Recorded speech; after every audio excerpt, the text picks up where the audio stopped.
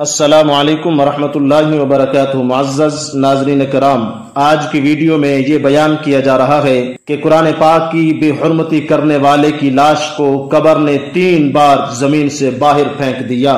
قرآن مجید کی بے حرمتی کی سزائیں اللہ تعالیٰ اس دنیا میں ہی دے دیتا ہے، جیسا کہ رسول اللہ صلی اللہ تعالی علیہ وسلم کے زمانہ پاک کا ایک واقعہ بھی اس پر شاہد اور گواہ ہے۔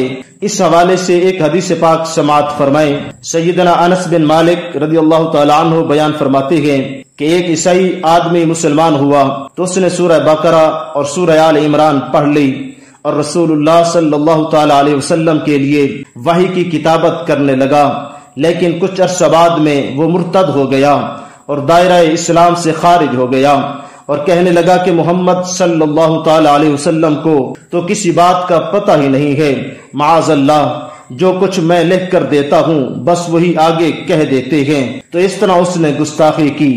اللہ تعالی نے جب اس عیسائی کو موت دی تو اسے عیسائیوں نے قبر میں دفن کر دیا۔ صبح ہوئی تو لوگوں نے دیکھا کہ زمین نے اسے باہر نکال پھینکا ہے۔ عیسائیوں نے یہ کہنا شروع کر دیا کہ یہ تو محمد اور ان کے ساتھیوں کا کام ہے، چونکہ وہ ان کے دین سے بھاگ کر آیا ہے، لہذا انہوں نے اس کے لیے دوسری قبر کھودی اور پہلے کی بنسبت بہت گہرا بنایا اور پھر اسے دفن کر دیا، حتیٰ کہ جب صبح ہوئی تو لوگوں نے پھر دیکھا کہ زمین نے اسے باہر نکال پھینکا ہے۔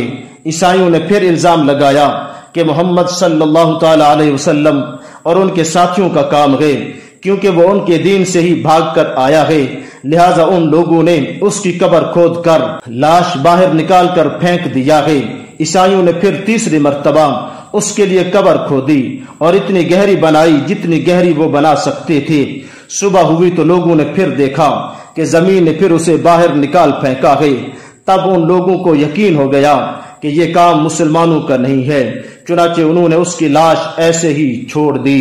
اس شخص کا گناہ کیا تھا؟ ایک گناہ ارتداد تھا کہ وہ مرتد ہو گیا تھا، اور دوسرا قرآن مجید کی اس نے توہین کی تھی۔ وہ اس طرح کہ وہ کلام اللہ کی نسبت اپنی طرف کرتا تھا، جس کی وجہ سے اللہ نے اسے دنیا میں ہی نشان عبرت بنا دیا تھا۔ اب سویڈن کا وہ بدبخت اور اس کے سب عناصر جنہوں نے قرآن پاک کی بے حرمتی اور توہین کی ہے، یاد رکھیں اللہ کا عذاب اپنے سمیٹ میں لے گا انشاءاللہ العزیز۔ وما توفیقی الا باللہ۔